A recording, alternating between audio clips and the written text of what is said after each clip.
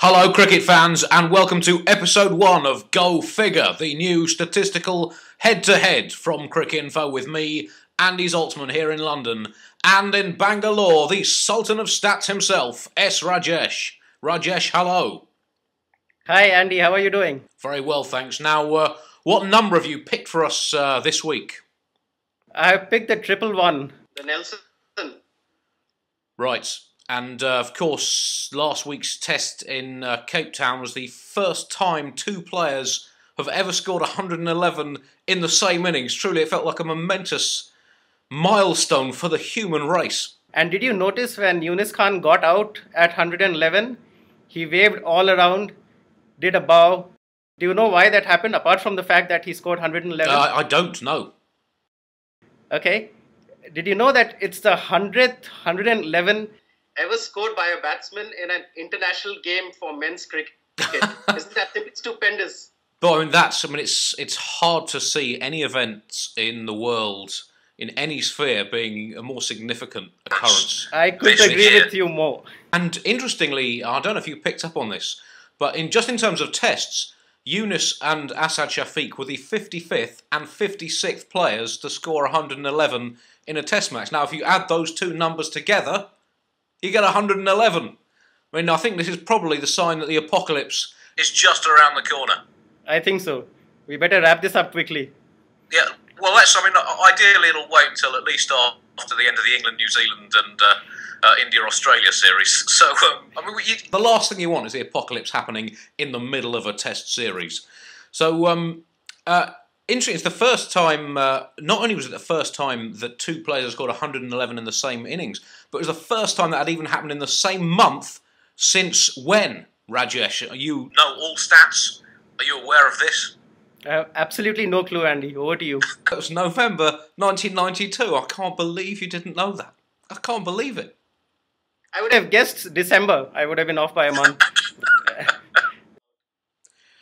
Now, 111, of course, popularly known as Nelson, after Admiral Nelson, who famously had one arm, one eye, and two legs. Although, yeah, people like to think he only had one leg. Why not? You know, in for a penny, in for a pound. Only one Test player has been called Nelson. That's the West Indian Nelson Betancourt, who appropriately enough played one Test, scored one first-class 50, and took one first-class wicket. So clearly a man named to his cricketing destiny. I thought he might have taken 11 or scored 11 runs. No, appropriately, he captained West Indies in his only test in 1930 and did so appropriately enough thanks to the one-eyed selections of the time in which the home island picked the captain. So in that 4-match series, West Indies had 4 different captains, each from the island that was hosting the test match. So they might as well have been playing with one arm tied behind their back or indeed blown off in battle. I was just thinking if we do that in India and one captain per state, that would be rather interesting. Yeah, it would take quite a long time. There's quite a lot of states, aren't there? Yeah, maybe over a 5-year period, or maybe over an 11-year period, perhaps. And did you know that Australia have this penchant for the number 87? But I was just checking 111 with Australia, and they go back quite a long way with 111. Did you know that out of the total 111s that have been scored by batsmen in all international cricket, Australia have scored over a fifth of them. They have scored 22 out of 101.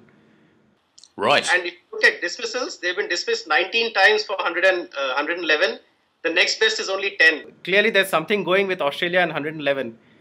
And I'm sure you would remember the Headingley Test match of Ian Botham in 1981. Oh yes, I have that match tattooed onto my soul. How many tattoos do you have, Andy? How many tattoos? Oh, I have a lot of tattoos on my soul. None actually on my skin, but a lot on my soul. Okay, we won't go there. And how much did Australia score in that 4th innings at Headingley in 1981? They scored 111 all out, losing by 18 runs, and yeah, I mean, that's got to be, and that's probably the high point in British history. To be honest, that match. And yeah, Australia have been the batting team 7 of the 10 occasions a team's been all out for 111 in Test matches. So Yep. And I think Damon Martin would remember 111 as well. If you go back Yes. to Sydney in 1994 and South Africa, Yep. Clearly, it's a number that Australia as a nation has a significant psychological block with, and it's hard to see how they can progress economically or cricketingly until they address that.